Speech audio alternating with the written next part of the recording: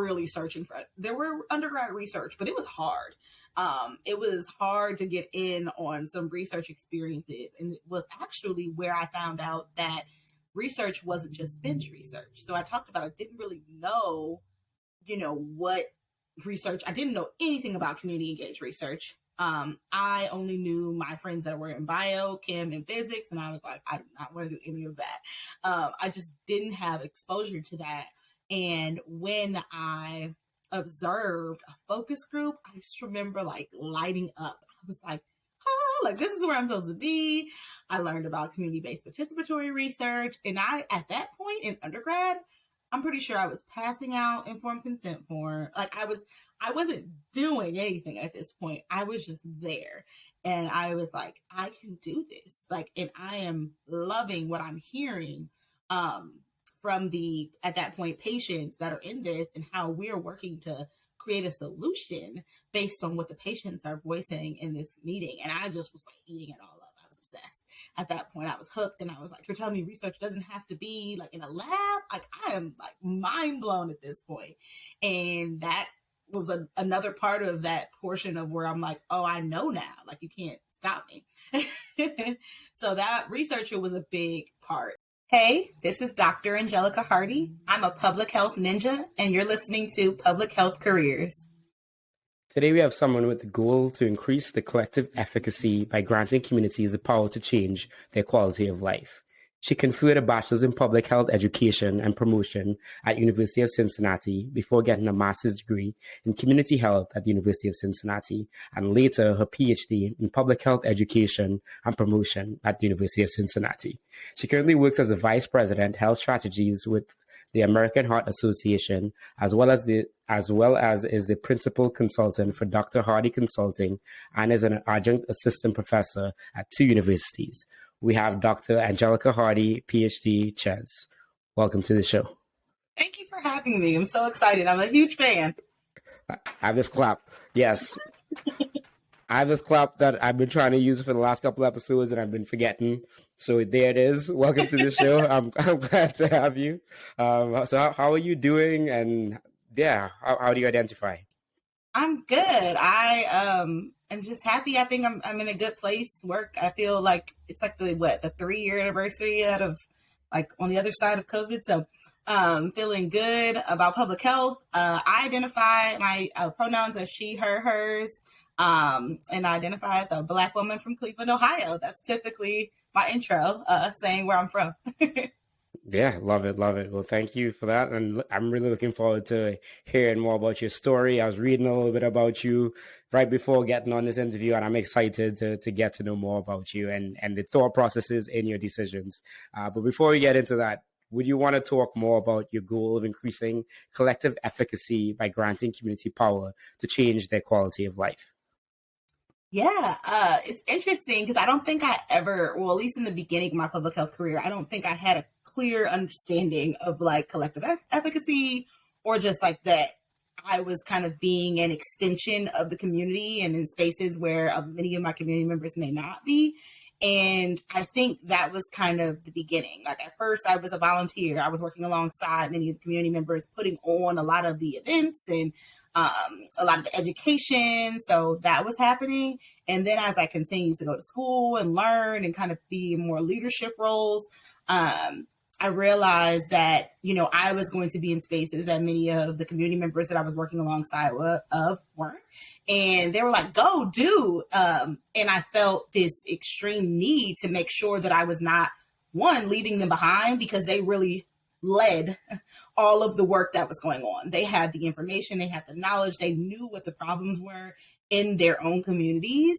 And I was just in a position of privilege, to be honest, to be able to help them achieve those goals, right? We know what the problems are. Can you strategize with us on how we can address them? And it wasn't like me coming in as a, doctoral student at that time, kind of trying to help solve and kind of having my own agenda, but really focusing on the community need and then working to really empower and provide them the resources to achieve their health goals, their public health goals, and their community goals that they came up with themselves. Love that. And I love the focus on like just self-awareness of understanding that, you're privileged, and at the same time, you're going to use the privilege that you have gotten and all those experiences to better the community. And as you said, like ensure that they're not getting left behind, which I think is so important. And I think I need to ask, what does being a public health ninja mean? So I don't know at what point my friends decided to call me this. I'm pretty sure it was after undergrad. I had an awesome experience at Project IMOHTEP, and I worked at the CDC and had classes at Morehouse College. And at that time, I had met a ton of other public health or aspiring public health professionals. We were like little baby public health professionals at that time. And we were all super interested in learning, and it was like a great program. And then I went off, and I think maybe I was the first one to go, or I was already going to my PhD program straight through. And after that, I would just do anything. And that Project IMOHTEP was kind of one of those things. I really wanted to be exposed to all areas I was interested in public health, because I didn't know what I wanted to do. I know I wanted to serve my community. And then I was like, what community does that mean today? And sometimes that changed. So I think the public health ninja came from like, I have this academic side. I love to teach and build the next generation of public health professionals. I have this strategic side, is health strategy, where I think I'm very strong at really creating plans and really identifying ways to leverage resources. And it's just, the health strategy side of my brain. And then I have this community engagement arm that is, something that I will not stop. And I think that was something that kind of made me a little bit different. Like, I didn't fit in that mold of the academic public health professional. I didn't fit in the research mold either. I love research, but I didn't fit in this one box. So my friends started calling me a public health ninja, because they could like never keep up. And I was just like, the goal is the same, no matter what seat I'm sitting in. And kind of that's where that came from. I have a little name plaque and everything. It's official.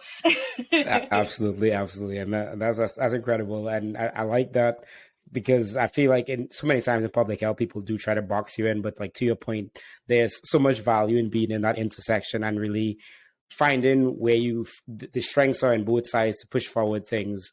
And I like the thought process of like being, having the health strategy as well as the community engagement, because there's both of those things that are coming together to like inform one another to actually like push things forward. And we get more into that. But what does public health mean to you? Yo, are you looking for an online community to connect with like-minded health-focused people?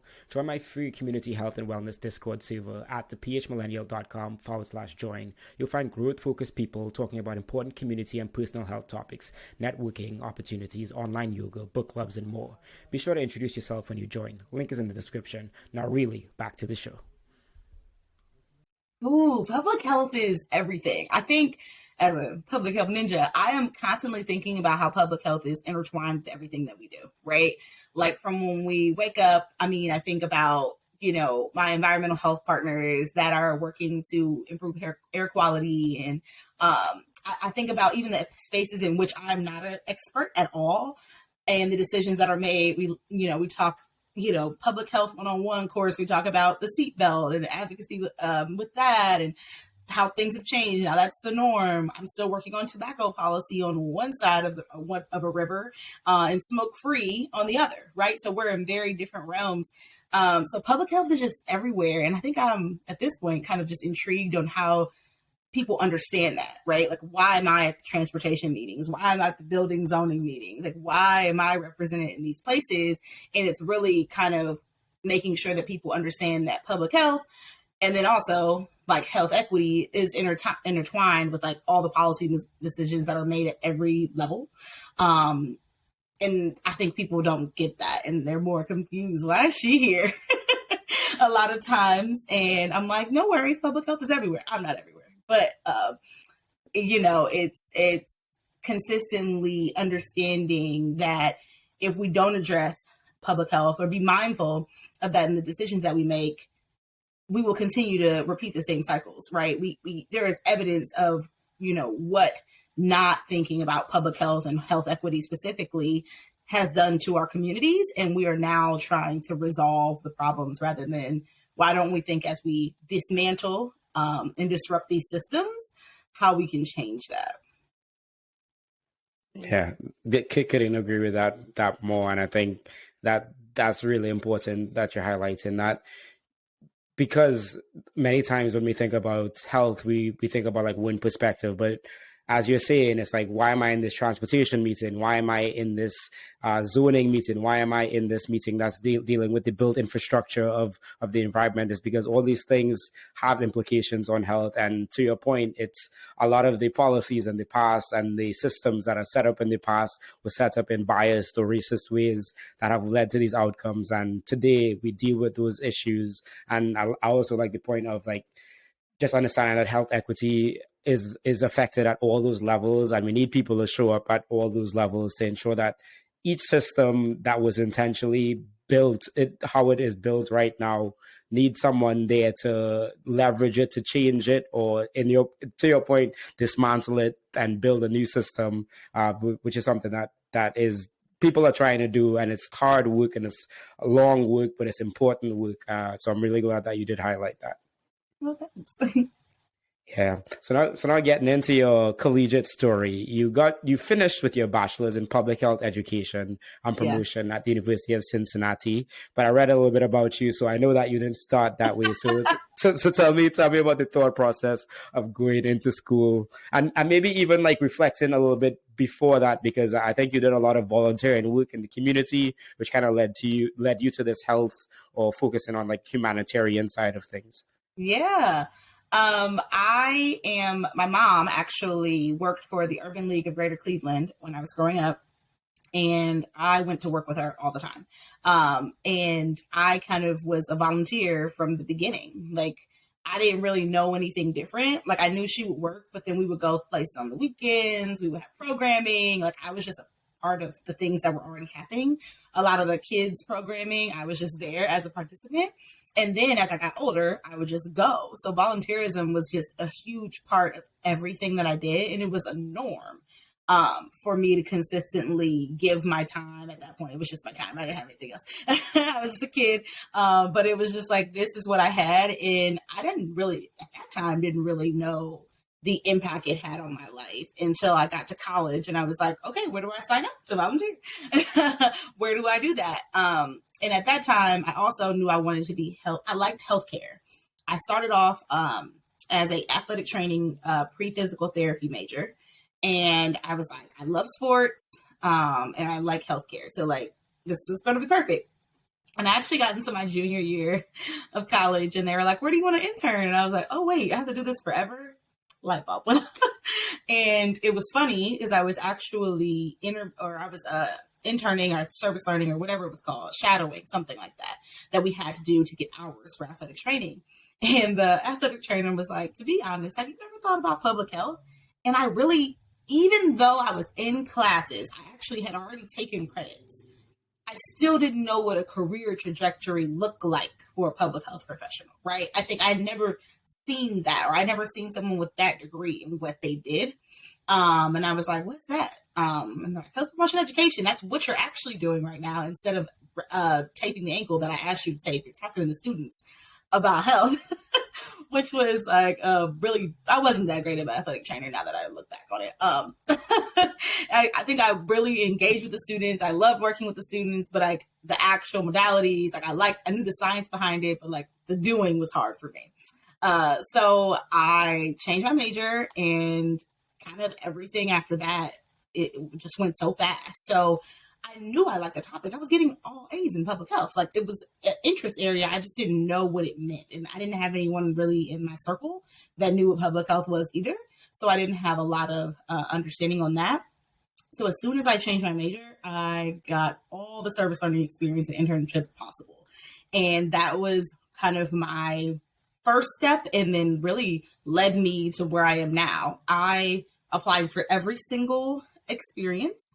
I volunteered at everything that was even health related, health adjacent.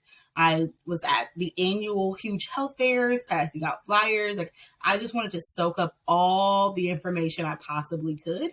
And that's what I did. So at undergrad, I met some of the people that, were extremely influential to my entire education, because when I met them, I was like, okay, this is what public health people do, people in this realm. I want to be like them. So I'm going to work alongside them. I'm going to learn. I'm going to be a sponge in these spaces. So I did that from a health department to the hospital to a federally qualified health center to nonprofit. You name it. If they needed a grant writer, if they needed it, I was trying it. And I was going to do my best at serving in that way.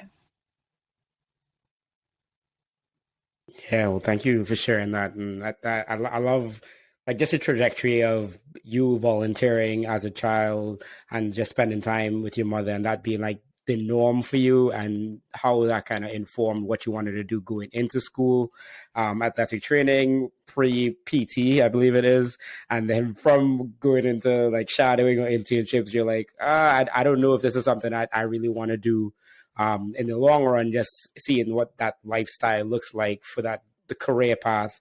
And then if you say that you're doing like classes around public health and doing very well in them, as well as then realizing that this is an entire career field that you can go into while you're also helping people. And I think at that same point in time is the same point, like I think a lot of public health people come to that point where you're in public health, they're like, oh crap, there's so much to do in public health. What does a career in public health look like? And then to your point is like you got exposure from I'm guessing from the different positions you had at University of CIncinnati and working at the health department. And as you said, it seemed like you try to get as much experience as working in hospitals and FQHCs and nonprofits, et cetera, to really see what this thing public health is and really how you can make your impact in that. So in saying all of that, you had a couple of positions while you were an undergrad at the University of Cincinnati as a researcher, student worker, and learning community peer leader. Do you want to talk a little bit more about that, as well as your work as a community research intern at the Cincinnati Children's Hospital? Yeah, so it's funny. Actually, yesterday I spoke to a class it's called the Community Leaders Institute, which is in our Center for Clinical Translational Science and Training. Might have got that right. And it's a huge portion of the Cincinnati Children's Hospital, which is one of the top in the country, but it's really that that translational research piece. And I went to talk as an alumni of kind of the Community Learning Institute and what I've learned. And in that, I talked about how my first research experience was actually within that group. As an undergrad student, I was there, for lack of a better word, guinea pig first undergrad student. This was like, over 10 years ago when, undergrads were like really searching there were undergrad research, but it was hard. It was hard to get in on some research experiences. And it was actually where I found out that research wasn't just bench research. So I talked about, I didn't really know, what research. I didn't know anything about community engaged research. I only knew my friends that were in bio, chem, and physics, and I was like, I do not want to do any of that. I just didn't have exposure to that. And when I observed a focus group, I just remember like lighting up. I was like, like this is where I'm supposed to be. I learned about community-based participatory research. And at that point in undergrad, I'm pretty sure I was passing out informed consent form. Like I wasn't doing anything at this point. I was just there. And I was like, I can do this. Like, and I am loving what I'm hearing from at that point, patients that are in this and how we're working to create a solution based on what the patients are voicing in this meeting. And I just was like eating it all up. I was obsessed. At that point, I was hooked, and I was like, you're telling me research doesn't have to be like in a lab? Like, I am like mind blown at this point. And that was another part of that portion of where I'm like, oh, I know now. Like, you can't stop me. So that researcher was a big part, and just exposure to research. And to be honest, if I wouldn't have had the research experience, I probably would have never went to get my PhD, right? Because I had this different experience, or not, I didn't have a lot of knowledge about research and different types of research at that point. As a student worker, I had so many student jobs. I worked a lot in the actual Center for Community Engagement, which was our volunteerism office. No brainer there, as well as just working with my college as kind of like I wouldn't say I wasn't an assistant I was a student worker as an undergrad until you get to that grad school experience. But I kind of was working with students, and then that kind of led me to the learning community peer leader portion. And the quote unquote funny part about that is that led me to being a teacher. So a learning community peer leader is where you teach like a 1 credit hour kind of support class for first year students. And, I was helping them like learn study skills, exposure to like different resources on campus. They had a learning community where they studied together. They all had the same classes in a block. And I taught that 1 credit hour period and was kind of just a resource for them as they got exposed to their first year. And after that, I started teaching full class 3 credit hour courses. So it was funny because I didn't think about teaching before that. I never would have thought about going into education specifically. And then I had exposure of being a learning community peer leader. I think a lot of what happened in undergrad and what then happened thereafter was a lot of people saw things in me that I did not see myself. And that's everyone, right? That community members that were, working, I was volunteering at the health fairs. And I use that in a general term, but that's literally what I did. And as well as the professors that saw me in class, the people that gave me research experiences, they saw something that I did not see myself. And they were like, here, try this. And then they were like, of course we knew. Like we knew, but I just didn't know yet. So all those kind of experiences really played a large part in the trajectory. And it was a short time. Yeah, think about that too. It's like a 1.5 years. But that also is why I felt like I wasn't done and I wanted more experience in public health and training. Absolutely makes sense. And I love that perspective because similar to me, I was a pre-med, pre-bio major, and all the research that I understood at that point in time was lab research. But I think when you get the ability, like as you said, to be in this focus group and just to be around people and say, oh, this is research too, and this is something that I can do, and there's so many other forms of research that go outside of like a typical lab research that we think about. I think that's huge because we just don't get that exposure. And I love the point of you touching on like you getting to teach this 1 credit class for first year students is what kind of led to this bug that got you into more teaching and currently you're a professor. So I think that's really helpful as well.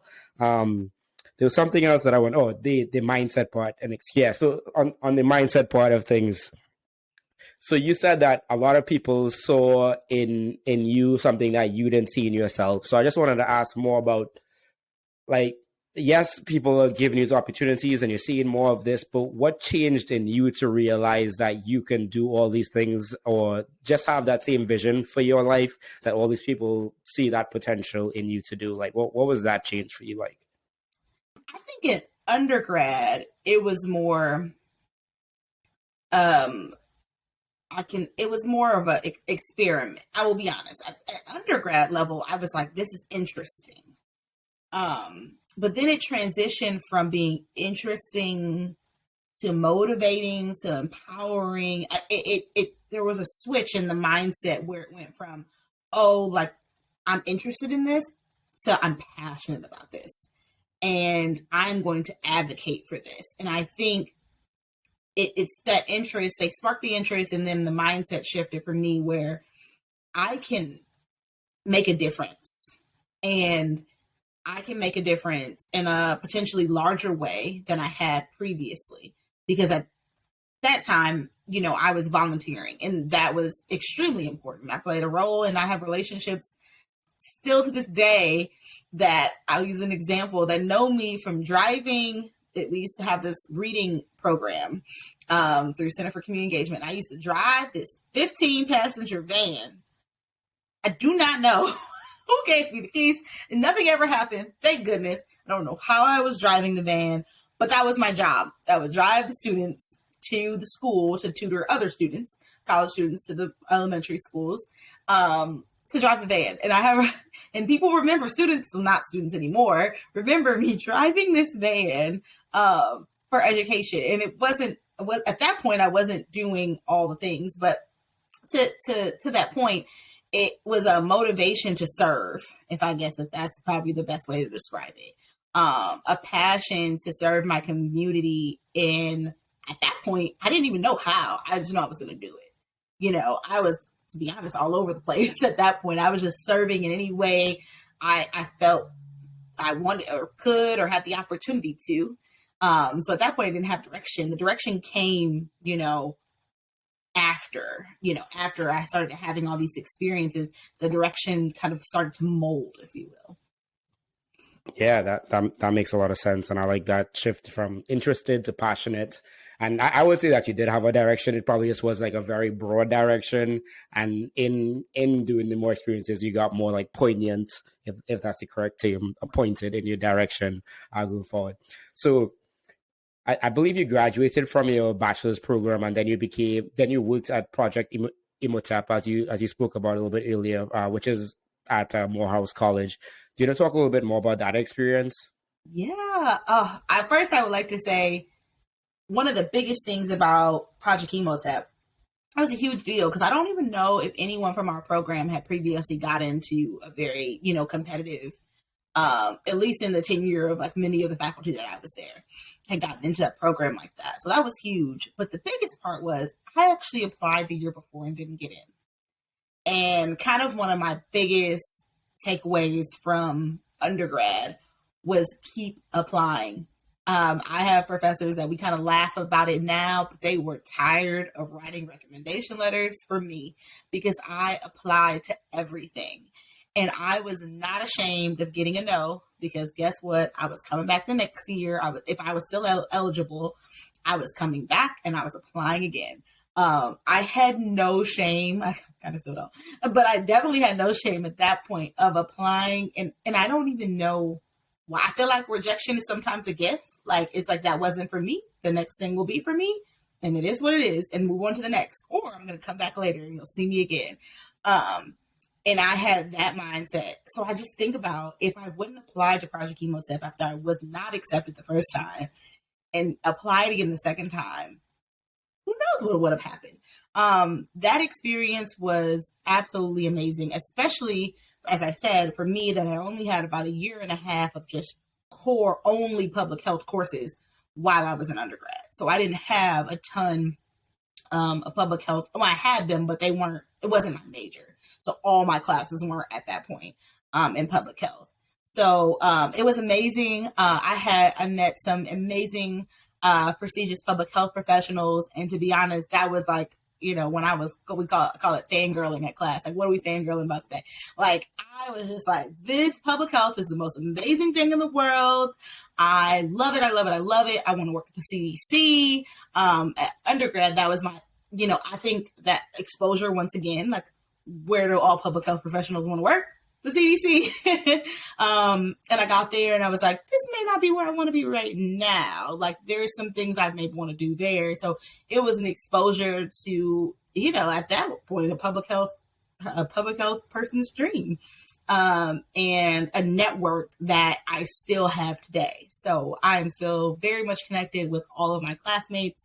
We are on all different sectors of public health now, and it's just awesome to have that. I don't necessarily know a lot of alumni because since I'm in Ohio, there's not as many, but there are a lot of what we call them CUP scholars, CDC undergraduate public health scholars, I think it was. So it was just a really great opportunity.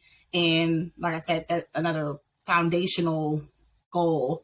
And then also kind of just motivated me, like, okay, well, I'm going to get this PhD so I can be like some of the amazing people that I'm meeting over the summer while I'm at the CDC. Absolutely. And that's awesome that you're able to get that and be, I guess, one of the few people at your college that was able to get into this type of program, which I think is, as you said, that exposure and being able to find girl or find guy or for someone that I think is always awesome, especially in your early career, because then it just like makes that passion just grow a little bit more, and like you get to see like more real world examples and just making the work just so real and like tangible, I would imagine. And on that path of like you saying, this kind of led you to want to know that you wanted to pursue more education and get your PhD. You got your master's degree in community health at the University of Cincinnati and your PhD in public health education and promotion at the University of Cincinnati. So tell us more about like that thought process and then going through there. Yeah, at that time, I was really just more focused on wanting more. Like I wanted more information, like I mentioned, since I hadn't had a lot of classes just dedicated. So I was like, oh, I'm going to go get my master's. And I had an amazing opportunity to teach at the University of Cincinnati and get my master's. And it was funny because it was kind of short-lived. I was in my first semester of my master's when they're like, what about a PhD? And I was like, what? My parents thought I was absolutely insane. But I was just like, well, I guess, like, what does that entail? So it was really a lot of learning in that first semester, but I knew I loved the topic. So it was like, I had had some undergraduate research. I was now going to prepare to do a thesis. Like, what was that going to entail? I knew I had the, I needed more education, but I knew I had the foundational knowledge to do it. But the process was, I wish it was profound, but it was, once again, like people seeing it in me and an opportunity. And I think maybe I would have gone and gotten, my PhD at a later time if maybe someone didn't see that in me, but it was definitely an opportunity. And I also, at the same time, was really starting to build my community work. Like what I was doing outside, was really making a difference. And I could see that. And that was also like, well, I could stay here and I could do this and I can be dedicated, because there wasn't a specific job that aligned with what I was doing as a volunteer a lot of times. So it was like, okay, well, I can stay in school and still do the work that I'm really passionate about. And maybe I can kind of mold the two. Okay, and I need to ask, so what did it entail? And because I know some people, sometimes they have to drop out of their master's program to go into their PhD program. I know some programs allow you to take your master's courses, so you get the master's program, and then that also couples as some of the courses that you'll take for your PhD program. So what was that process like for you? So ours is more of you have to have a master's to get into the PhD program. So I don't even know of some programs I think you can. So you had to have a master's, and I actually had to do not only a master's, there were two tracks. There was like a practicum track and a thesis track. I had to complete the thesis track. So it was really important. That first semester was very important because my master's was only a year long. So I had to decide at that moment if I was going to do a master's thesis. And thankfully I had some undergraduate research, so I knew what needed to happen in a very short amount of time. But I was able to do that very early, have a research question that I had already kind of been working on with the professor, and do the master's thesis. And I was able to apply in the fall of my first year, and I got in contingent on passing my master's thesis. So if I would not have done the master's thesis, I would not have kind of matriculated into the PhD program. So I didn't have to formally apply and everything, but I was able to kind of continue, but I had to graduate with my master's first, and then I was able to start on my PhD classes. Okay, thank you for explaining that. Yeah, because I think that might be helpful for some people, because I know that happens a lot of times where like PhD programs, quote unquote, kind of like poach you into coming into the program. I think I was. Right. She's a good one. Or she's being tricked into it. Either way, it could definitely be a win-win. That's for sure. And I wanted to ask a question around like your master's thesis versus your PhD thesis. Did the topic area change a lot? Did the focus of your work change a lot? Then talk more about that progression. Yes. What was I think my master's thesis was on physical activity or something. Yeah, I think so. Which kind of made sense because I was still more in the physical aspect and I was working with college students. So that totally made sense. And then in my PhD program, I fell in love with global health. That is where, I gained so much exposure. I studied abroad multiple times. I studied abroad in undergrad too, but and my master's and my PhD. So I started studying abroad. So I started to kind of build my interest area and something that I was even more passionate about. And yeah, I mean, I could talk more about that. As you can see, I don't work in global health. I live in Ohio, but it's important. So, some would argue that you still work in global health. I am, but yeah. I was going to work for USAID or I don't know, any other place, but I'm still early in my career, so there's time. Right. There are always opportunities. And as you know, like we get exposed to more, we know more, we see more that we can do. So during both your master's and your PhD, I'm not sure which order, you had positions as a volunteer intern at the Crossroads Health Center, a community health educator at the YMCA of Greater Cincinnati, and then you worked at the University of Cincinnati. So let's talk about those first two, and then we'll come back to University of Cincinnati because you had a few positions there as well. I had a lot of jobs, which was also extremely illegal as a student. So, I mean, they know now. It's like, you gotta do what you have to do. They're like, you are not allowed to have so many jobs. I'm like, I never got caught. So, as a volunteer intern, that was a huge Crossroads Health Center, who I have the pleasure of working with now in my role at the American Heart Association, played a huge role in me understanding like healthcare. And specifically like federally qualified health centers and some of the barriers that individuals in my community were facing when it came to healthcare access. And being a volunteer intern helped me see those firsthand. And like I said, exposure. Like once I saw it, I was like, I deeply understand. I ended up doing kind of a TED talk talking about this one patient that I had. As a volunteer intern, my job was to connect a patient with a specialist because Federally Qualified Health Center was the primary care. And let's just say a patient needed to go see a cardiologist, and they would come to me after their appointment, and I would have, their insurance, and I would have their information, and I was trying to get them connected to the specialist that they definitely needed, right? A cardiologist, they needed a consult. So trying to get those things around bus schedules, around assurance providers, around work schedules, around accessibilities, and it was just so consistently heartbreaking, to be honest, because I was trying to help people, but the thing was, I can only imagine if they were doing this by themselves. Of course, people are struggling to meet their health goals. If I just spent 4 or 5 hours for this one patient, and I have not come up with a solution, and all they want to do is see the cardiologist that their primary care doctor actually said they needed.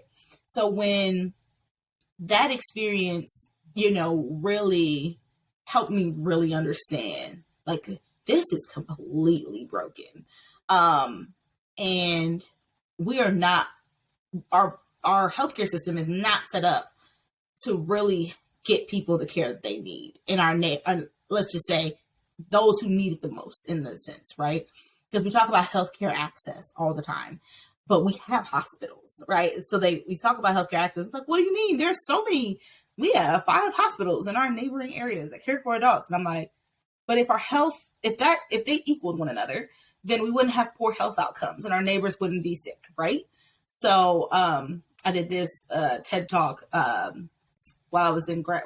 I had graduated at that point, but it was called "Our Nation is Sick and Doctors Can't Fix It," and it was about my experience at Crossroads Health Center and kind of talking about the barriers that we have when facing our community, trying to address our community's health inside the healthcare system, and trying to connect some of those. And to be honest, at that time, our profound solution with helping our neighbors in that community health center was a Google form. This was before all the technology and all of the wonderful programming we have now, the integration with electronic health records. It wasn't even that long ago either. So it was a Google form that all of myself and all of the other volunteer student interns had. And every knowledgeable thing we found about bus routes, vouchers, tickets, all of the things that we could do to help our patients get to those appointments, and address those needs was in the Google Sheet. And it kind of blew up. Like we had a whole conference around it. It was just little old me and myself. I had another public health student who ended up going to be a physician. It was her and I. We won like an award. It was really awesome. But it was just like this collective will of serving our community. And at that point, we were just students, like trying to find solutions for these patients that we were serving. Sorry, that was a long answer just to No. I appreciate that, and it really does show like just working in the healthcare system can really show you just how much the healthcare system doesn't support, or to your point, you who are an educated person having to support someone to figure out something about their health information that took 4 hours and there still wasn't a solution. And then we don't understand why people who have less education, which doesn't mean they're less smart or anything, but just as like a barometer to understand difficult information. I remember that patient left that day and I did not get her connected, and I actually never saw her again. So it left a profound impact. And that wasn't that was just the longest one that I had. It left a profound impact on everything.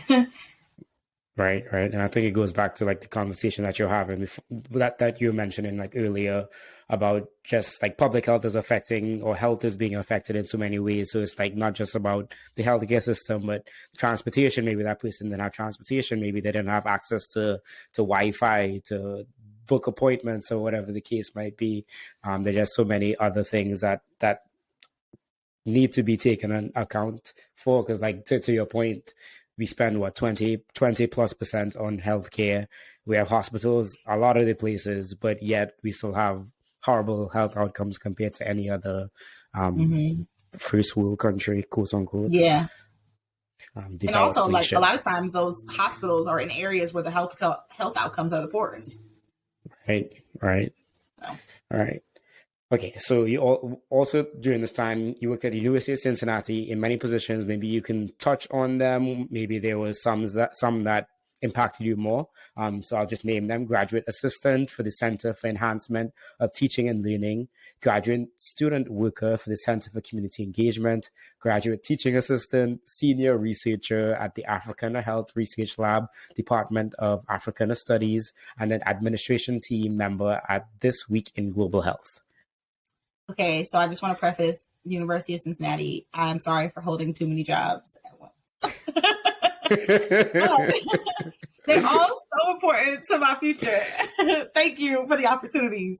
The Center for Enhancement Teaching and Learning providing me a foundation of really curriculum development and teaching statements. And I was a GA there, and I would just help facilitate. But, as I mentioned, I'm a sponge. I soak up everything. So I took all those resources and learned everything in that space. Center for Community Engagement, sometimes I was driving the bus. But a lot of times I was actually, coordinating service learning experiences for students. Like, what did they look like? How could they engage more? How could we just get more students volunteering in different areas and neighborhoods, either at one-day events or long-term? A lot of students really liked, they would have like a schedule, like when they were tutoring, they had like a block in their time and they tutored on every Tuesday at 2. So things like that. I was a GA. I taught all things from global health to epidemiology. Global health was my baby. I ended up teaching global health pretty much my entire graduate school experience. That was at a time when we actually didn't have a lot of global health specific classes.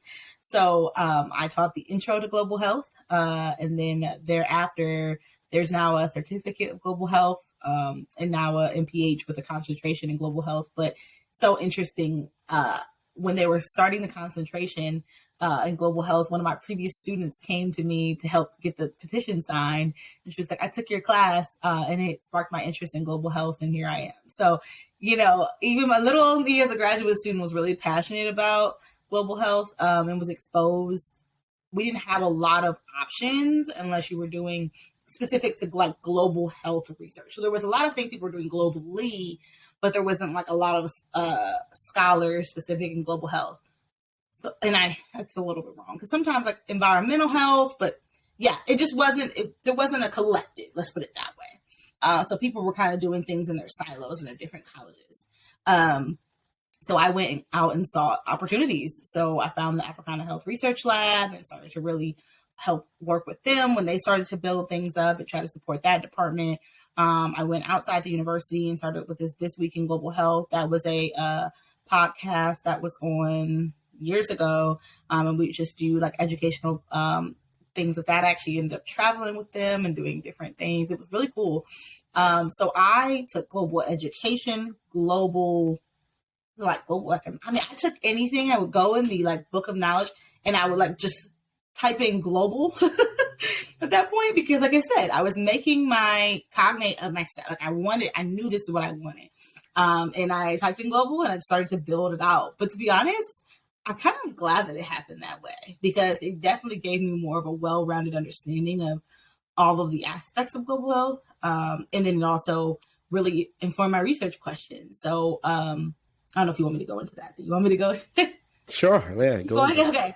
So the Africana Health-Research Lab is who helped. I started doing infant and maternal mortality research, aligning with that. And I did some research on maternal health. And I think I just kind of started doing some research as a part of some papers that the faculty were writing. And then I found the Demographic Health Survey, DHS, a big, secondary data set. And they were working on some other things, and I was also interested in it, but I wasn't sure. And they wanted me to do some research aligning with that. And I actually was going to go to the Democratic Republic of the Congo, but then I couldn't. So then I had to use the DHS survey, which did not have a lot of data specifically for the DRC, and was able to use that. So I ended up doing insecticide-treated bed nets in maternal health, and the actual maternal health, and the importance of that as my research topic in my dissertation. So it kind of just all kind of came together. And I actually got my first global health experiences, and then I was exposed to this large data set that kind of had been untouched for the country that, the faculty were working on. So they were like, this is a great opportunity. Like, let us, work with you on examining this further, because I got denied on going to do my research project. And then I have told many of my graduate students, this is not your life's work. You got to get out of here, because I couldn't go. And that was my original plan. That kind of got derailed because I couldn't travel. But like many others probably that are finishing or doing work in the last 3 years during COVID, right? I pivoted, but one of my amazing committee members told me, this will be just the beginning of the things that you will do. And I remember being distraught when she told me that, but she was right. She's absolutely right. Absolutely right. I'm sorry that you weren't able to travel. Definitely. I know my original research plan was top tier, but right. Well, I'm sorry, but all things happen for a reason, and we are here today, and you're doing amazing work regardless of that. Hopefully you do get to travel back to the DR sometime, though. So I think it was after you graduated your PhD, your first job was as a senior manager for Gen H at the Health Collaborative. Do you talk more about how you come across that position, and then what do you do? What did you do in it? Yeah, so kind of back to, it's always important to, have relationships and serve in the community. I mentioned that I won an award for the work that we were doing as volunteer interns in one of the federally qualified health center. And the organization that I won the award for was the Health Collaborative. They are the hospital, what are they considered? No, why am I blanking? They're called Hospital Association. Sorry, they are the Hospital Association for the Greater Cincinnati, Northern Kentucky region. So they have tons of member hospitals that pay dues and things of that nature. So an innovation award is kind of what we were finalists for. And I actually was not going to be working at the Health Collaborative. I was moving to Atlanta. I had another position. And my first internship experience, not the research one, just the public health department experience, was my boss who called me and told me not to move to Atlanta, to come work with her at the Health Collaborative. So the, non-paid intern junior in college was called by the same woman 6 years later to come and work on my first job outside of my PhD program. And from that, like, relationships are so important. I wouldn't say I kept in touch like regularly, but everyone kind of knew what I was doing. Like, I was working because I was still being present, like, even while in school. So I was at community meetings. I was out. I was kind of networking. I was being as a part of these communities in any way I could as a student.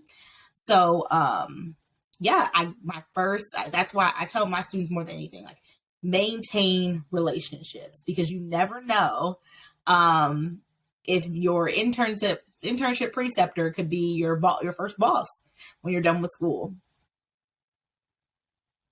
Absolutely, could not agree with that more. And I think my job. Yeah, tell you what I did. My bad. That part is so important, and I make sure I always say that, like, as people really think about the future of their career, to just like what's important. But as senior manager of Gen H, which was Generation Health, I led or worked alongside a small team to lead a accountable health communities model. So it was similar to the work that I'm, passionate about, really connecting clinical and community linkages and addressing some of those barriers that we at that time called health-related social needs, but similar to the ones that we have been talking about already: transportation, housing, nutrition security, all of those things that so many of our neighbors suffer from. When they're not addressed, their health outcomes end up being poor, because we know that majority of that is is what's happening around us and not what's happening in the healthcare system. So we worked to kind of use technology to connect in electronic health record, to connect those resources for patients, as well as using that patient navigators and community health workers to be that bridge and have that built trusted relationship to address health barriers. So I did that for a few years.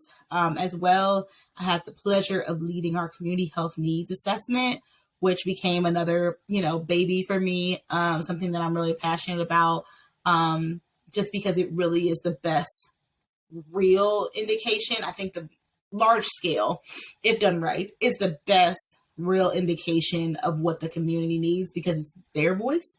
It's not health outcomes data, right? It's a saying. I remember, in those focus groups, listening to individuals say, drugs are a problem in our community. Like, we need solutions. Like, I understand that I have hypertension, but like, this is what I want help with in our community. And like, we have to be true to what was said there. Because yes, we know hypertension is high. We know heart disease, like, we know that. But like, this is what my community is working on. What I need right now, this is what my top unmet need, and like, help me do that. And how are we bringing partners to the table to help address those needs, or bringing, the cities to the table? Like, what are we doing to find those solutions? So community health needs assessment and the community health improvement plans became kind of like, they're a baby for me still. Like, I'm passionate about participating and also utilizing them, because I think they're just, they walk alongside the data that we get from the census and other data sources, because it's actually using the voice of communities. That's what I did there. Yeah, I love that. And I think that point about community health needs assessment is something that can't be understated. I feel like they aren't used enough, because, to your point, it collects so much data that's so localized, and a lot of the information is from the community in a lot of perspectives, whether that's from like surveys, focus groups, or other ways that they're getting data from community. So to that point, yes, let's continue to do community health needs assessments, but let's just use them more and ensure that we're using also the community improvement plan as well, community health improvement plan as well, the CHIPS. Okay, awesome. And then during this time or after this time, you are currently, I think, an adjunct professor for two universities, one being University of Cincinnati and the other being Tulane University. Can you talk a little bit the process of like becoming an adjunct assistant professor? Yes, I love teaching. So it was something that I could not give up. At first, I was able to, still teach in person. I've now had to fully transition to being online, but it is still just just a joy. And I think it's the student connections. It's the next step in helping them kind of navigate that, teach the content, but also the connections that I have outside of teaching the content has been a huge part. Utilizing the things that I actually do in the field. I remember when I was in school, the professors that had tangible examples on how to solve this problem, or I am a very honest and upfront person. I love showing my students where I failed, right? Like, and they're like, what? Like, I want to show you, at Tulane, I taught design public health strategy. So we're designing public health programs, right? And I'm showing you a program fail. Like, I'm showing you one that I don't necessarily know if it was fault, whatever. It was COVID, so you know how it works. So it's like, whatever fault, it failed. And I'm going to show you why it failed. Let's talk about it. Let's talk about some solutions and what we think we should have done differently. Tell me what I did wrong. I think I've been told that the students really enjoyed that because it gave a tangible advice rather than like, oh, hypothetically, we may talk to the community first. Like, no, talk to the community first. Like, we do a needs assessment, and then we work to see what solutions we can come up with together. So the University of Cincinnati and Tulane have been great additions to really help. I know I'm like helping the students, but it also is helping me. Students help me, they challenge me and they help me think differently. And I don't think I'll ever fully leave the classroom at all. You'll have to drag me out. But yeah, I just love teaching, and I like, I still haven't found a job where I can do like both. So right now I just have to do adjunct on the side, but it works. And have become, great part of both communities. Yeah, absolutely. If you have that passion for teaching as well, this is the perfect way to do that. And hopefully, if that's something that you're really passionate about, I hope that you find a way to get everything that you need in the future somehow from that. Oh, thanks. I think I'm doing it still right now. I just not letting either go. We'll enjoy. And you're also the principal consultant at Dr. Hardee Consulting, so which I imagine is your own consulting agency or company. So to talk to us more about the thought process on starting that, and then what kind of consultancy do you do or consulting do you do? Yeah. So I started this, I'm going to say 2018, maybe 2018. And it was really out of a need of people just being like, can you do this like one thing for me? And like, can you provide your expertise in this area, or can you help us do this? And I was like, yeah.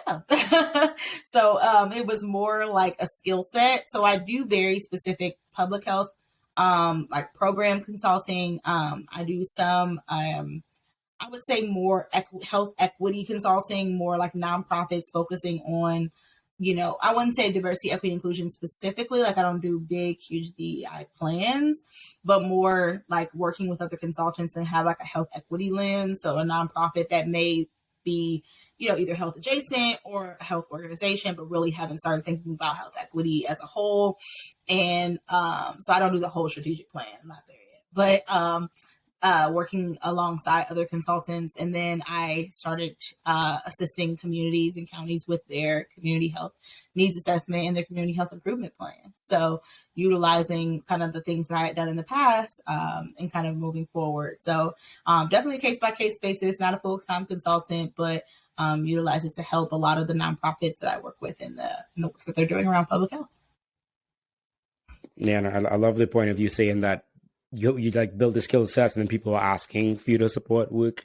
And I think that's the best way, well, not the best way, but a great way to start up consulting. And it seems like it's not something that takes up a huge amount of your time. Granted, it probably does take up a decent amount of your time, but it feels like with everything else that you have going on, all these different pieces fit into your wholeness as a person, wholeness as a public health professional, and probably like all intertwines to create that type of impact that you're trying to make on this world. Exactly. Yeah. It doesn't feel, I mean, it definitely feels like work because it's like after I get off work. So it's more work. Right. Right. But it doesn't feel like work because I enjoy it, and I not typically, I'm always really, I like the organizations that I'm working with, right? Like I'm passionate about the mission. So people, you know, it's not like I don't really seek out contracts at this point in time.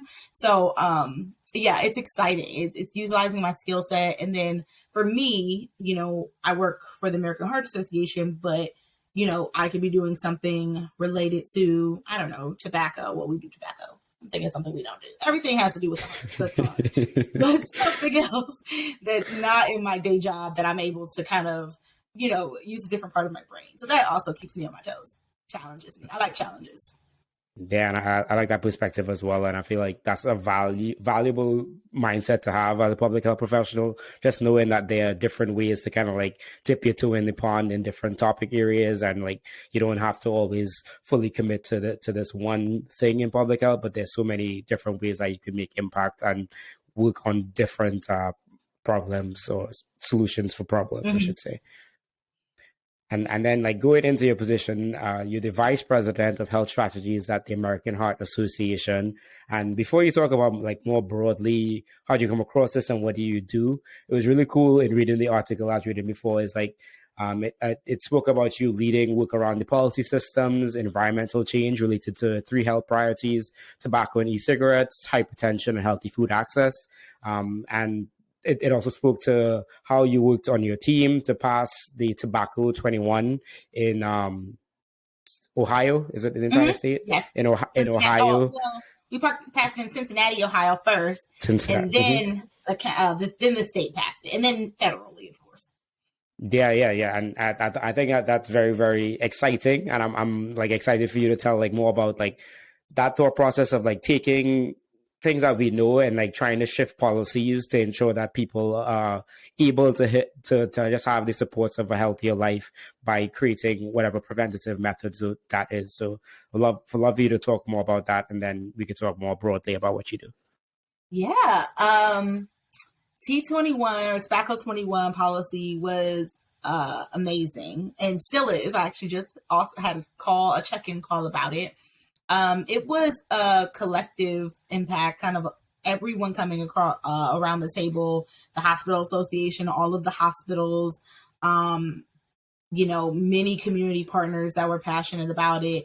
And it was also a lot of education, which is something that I think we don't really talk about a lot when it comes to advocacy. It's kind of like, oh, you talk to your legislators, you talk to your council members at that point for the city, and it gets done. And it was like, no, the amount of education for both the council members, but also the community on what passing a Tobacco 21 policy looks like, and a quality Tobacco 21 policy at that, right? So this is not penalizing youth.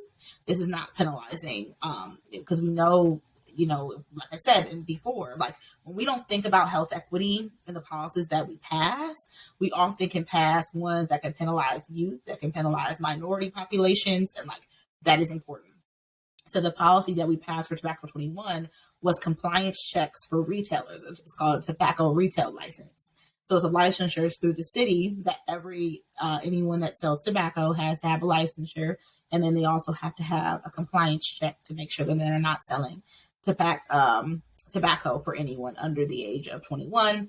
And that happens with secret shoppers that are under the age of 21 that try to go and pass tobacco. And then it's, you know, a violation at one, a minimal violation, and then it's another violation, it's another, and then a revoking of the licensure. Thankfully, we have not had to get there yet. But the goal, you know, is to lessen the youth that start smoking, because we know if you do not smoke by the age of 21, you are like 90, I think it's still like 95, 97, I've seen both recently, percent less likely to smoke for the rest of your entire life. And we know the implications of tobacco it has on our heart, it has on our entire body long term. So it was a lot of education though, right? Because you're telling me every time we do something around public health, everyone thinks that we're taking their civil liberties away. A lot of times our things are just really trying to make the healthy choice the easy choice. That's really the slogan that I always use, because I do not care if you want to drink all of the pop. I don't care. I just want to make the healthy choice the easy choice, the default choice. And if you choose to not do the healthy option, that's fine. For youth, the same thing with tobacco, right? If they want to smoke when they become 21 in a day, that's cool. But we know the implications of smoking and when your brain is not fully developed. We know the implications of your health. And then what we don't know, which has been the kind of biggest controversy around that, is these vape products. And when I talk about how education was so important with Tobacco 21, it was also like the language that we use to inform the community about what we did not know. And I'm very clear, and I have no shame in saying that I do not know things. We do not know the long-term implications of vape products. We don't yet. And it was very hard to communicate that in the community because they're like, well, they're safe. And I'm like, no, we don't think that. We don't believe that at this moment. But where's the evidence? Right? We don't have that yet. So I can't lie to you and say that they are 70% more likely that you won't die. I don't know. It doesn't exist because they haven't been around long enough to have actual good longitudinal data to inform us on what vape products can do long term. But anything that you inhale is typically not good. So we have to be informed. So all of those things were super important. And then, informing the community and having the community be informed, but also the legislators, of course, making sure that they, a big thing was making sure we didn't penalize youth, right? We do not want kids smoking outside and a police officer coming to arrest them because they're smoking. That's not.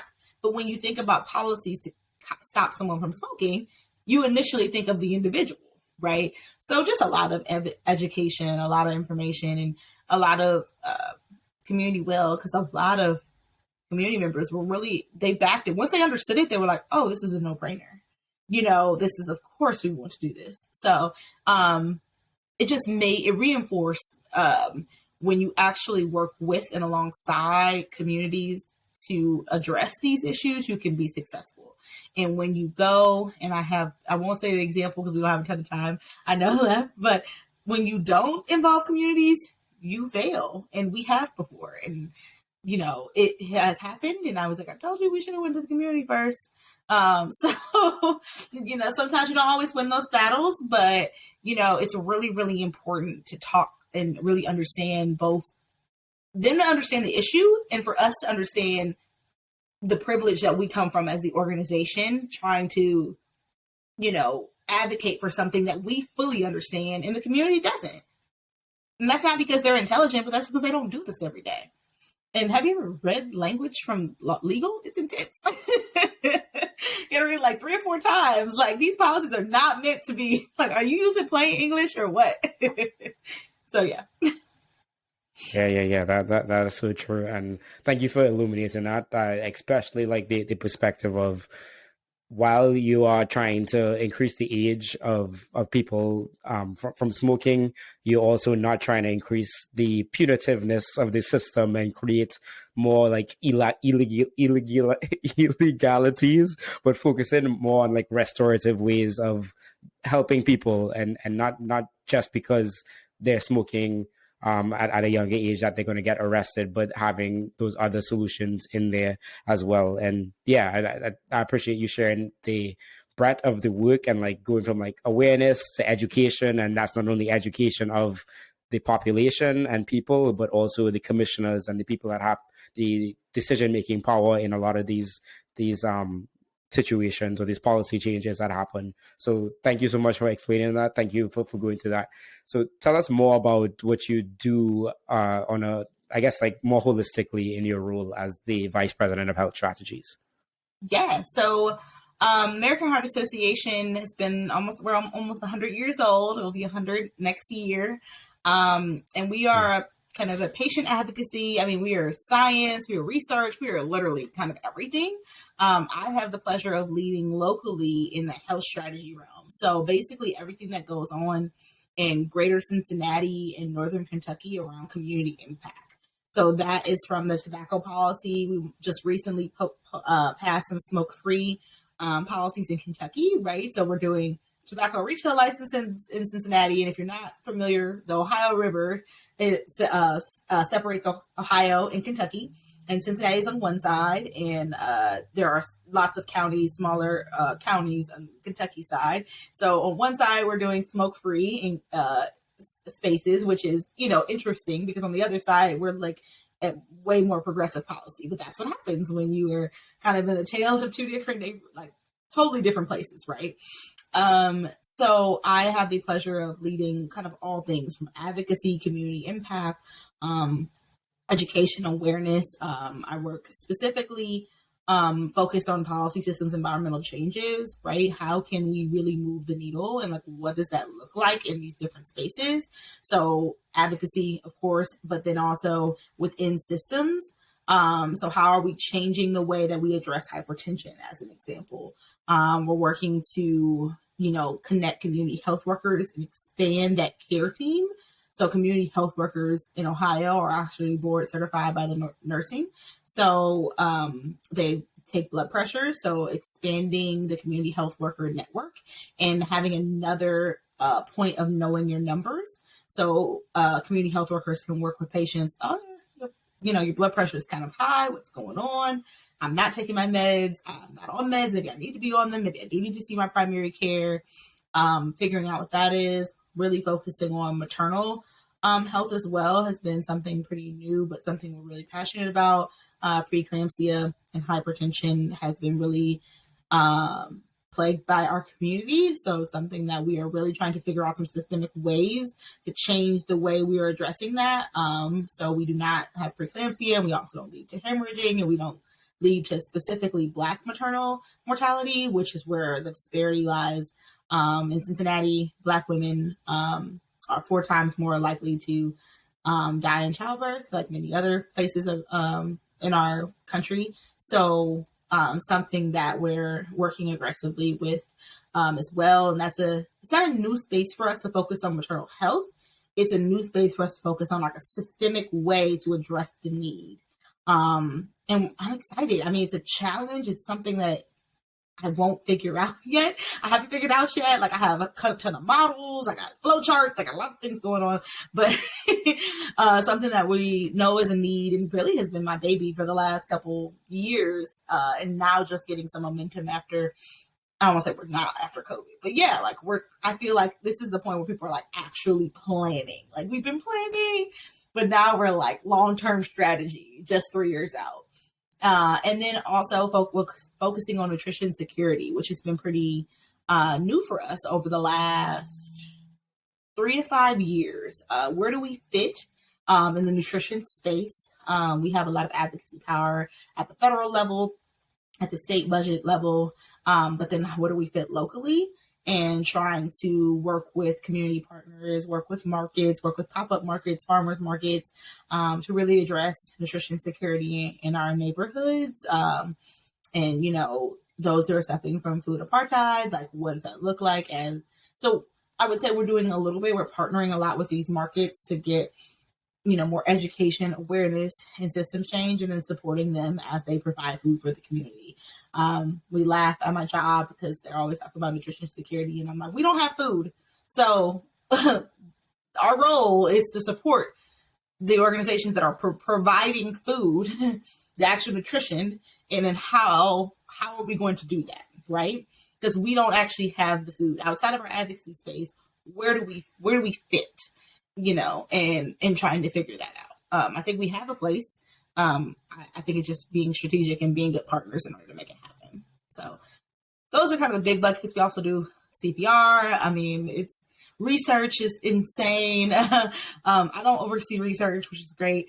I have my own research agenda, my own personal research agenda, which is great.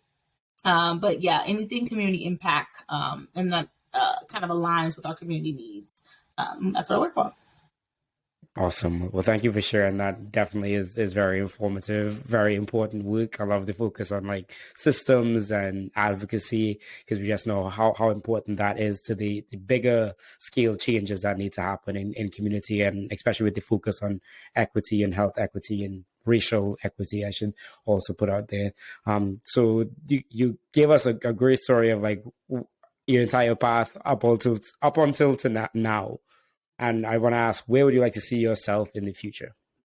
Ooh, it's a good one. And this is I'm cheating. That's fine. Because I just really want to be in the best position to serve my community. And I say that because that could be in a non-traditional space. That could be city council. That could be the mayor. I'm not opposed. That could be the health commissioner. Like, I want to be in the best position to serve the community. And that could maybe be something more specific. Like maybe I'm focusing on maternal health. So I work for a center, in a maternal health organization. Or maybe I'm at the American Heart Association. I'm leading that Black maternal health thing that I'm working on at a national level. Who knows? So I think I just want to be in a position where I can spread and scale. I can make large scale systems change that works and is evidence based, or it starts as evidence based, and then we can duplicate and spread and scale what works. So I'm not picky, as I mentioned, like I like a challenge. I want to continue to be challenged and continue to, serve my community the best way. So I don't have a clear path, but I know, whatever is for me, and it will come. Love it. Love Sorry, it. No. I love that because I think that's an important thing, and like especially in public health, because as you said, there are so many non-traditional ways to make impact and to affect the health problems that we are tackling, and I think it's just important to maybe not always have yourself so focused on this one thing, because then you may miss out on other ways to impact. So I'm for that, and I hope that you're able to continue to make that impact and to scale that impact and to improve the lives and the systems that are around us. So I look forward to seeing all that work unfold. Thank you. Yeah. Of course. Be sure to go and follow Dr. Hardee on LinkedIn so you can follow along as well. So moving along to the Furious Five questions I ask all guests. Number one, what advice would you give to a student trying to pursue a career in public health? Apply for every internship, every opportunity that comes across your desk. Even seek them out in social networks and apply. You don't know if you don't like it if you don't try it first. And I think as a student, you have the flexibility to try a lot of things in a short period of time. And you don't it's a very unique time, in your life. So just apply and try. And if you never want to do it again, you don't have to. And it's great. So just apply and put yourself out there. Great advice. Number two, if you're talking to someone wanting to get into your position, what advice would you give them? I would say focusing on active listening. I think my position or the success in my position has been centered around actively listening to community needs, actively advocating for those community needs, but starting with listening. Because, you come with the education, but if you can't apply and really take from the community, those are the non-tangible things that's not taught in class, right? That you're able to walk alongside or take that information and then go and use it, I think you miss a mark. So active listening is like a hard skill that, to be honest, I still have to work on every day. So it's not like I have mastered it. But it's just something that I'm very mindful of. I'm like, wait, am I listening? Like, let me check myself. But active listening is a big one for me. Love it. And then number three, outside of active listening, what's something you're working on improving in your life right now? Resting. I don't know if that's a good answer, but it's the truth. You read my 7,000 jobs I have. Yes. And I work on it, but it's like something that I have to be clear on working on. I get 8 hours of sleep every night. I have to. It's the only way that I function. That I get up and go to the gym in the morning. It's wonderful, but like just rest, because as a person like me that's like always wants to be involved, always wants to do and go and save the world, it can be very taxing. And if I don't take care of myself, then I'm not going to be my best for my community. So resting and taking care of yourself, that's something that I'm improving on and something that I keep as a North Star. Because if I'm not my best self, I'm no good. So. Love that. And I think we as a society has focused a lot on like more on hustle, but just respecting the 8 hours of sleep. But I try to get like 7 hours of sleep, but just knowing what you need, especially in this public health week, I think is so important. So thank you for highlighting that. Number 4, professionally, do you recommend anything? Ooh, I'm reading like 2 books right now. I'm reading the 1619 Project, but I'm also reading this. Oh wait, where is it? Actually, I'm reading Cognitive Behavioral Therapy. One of my friends gave it to me. So how to like overcome behaviors and have a healthier, happier you. But it's so interesting to like think about like how I behave and how other people behave and thinking about that.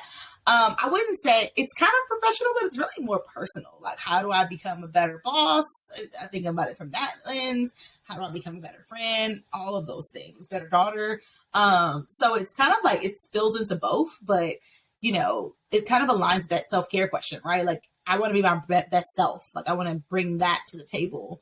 So yeah, I'm not going to be going to be a therapist, but I have some tidbits and learnings that I hope to get from the book. Yeah, love that. And I'll link those in the show notes for anyone that's interested. But we love ways that you're able to better be self-aware of yourself and behave and improve your behaviors to become more healthy. That is definitely awesome. And then last but not least, where can people connect with you? Yes, so on LinkedIn, I'm Dr. Angelica Hardee. On Instagram and Twitter, I'm also Dr.Hardee.